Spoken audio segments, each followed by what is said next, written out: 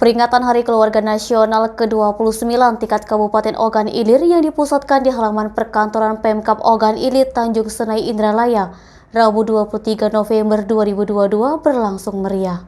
Peringatan Harganas ke-29 kali ini dihadiri langsung Wakil Bupati Ogan Ilir Ardani. Dalam kesempatan tersebut, Pemkab Ogan Ilir juga mendapat bantuan 10 unit sepeda motor dari BKKBN. Ardani menyampaikan setiap keluarga harus menyadari dan memahami bahwasannya pendidikan pertama berada di keluarga.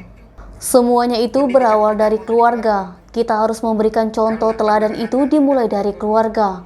Guru pertama itu ada di keluarga. Melalui peringatan Harganas ini, Ardani berharap tidak hanya dijadikan sebagai seremonial saja, melainkan harus memaknainya lebih dari itu. Seluruh keluarga di Kabupaten Ogan Ilir ini juga diminta untuk menjalankan tugas dan fungsinya. Baik itu fungsi agama, ekonomi, pendidikan, sosial budaya, kasih sayang, dan seterusnya.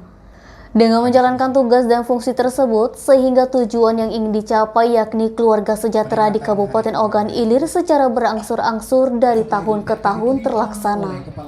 Sementara itu, Kepala Dinas Pemberdayaan Perempuan dan Perlindungan Anak serta Pengendalian Penduduk dan Keluarga Berencana Kabupaten Ogan Ilir Husni Dayati yang mengungkapkan pada peringatan Harganas ke-29 tahun 2022 pihaknya mendapatkan banyak penghargaan.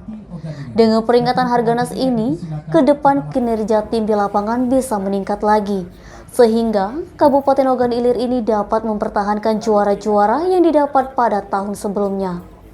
Adapun penghargaan yang diterima Pemkab Ogan Ilir antara lain juara 1 tingkat Provinsi Sumsel sebagai kampung keluarga berkualitas di Desa Sembada, Kecamatan Pemulutan.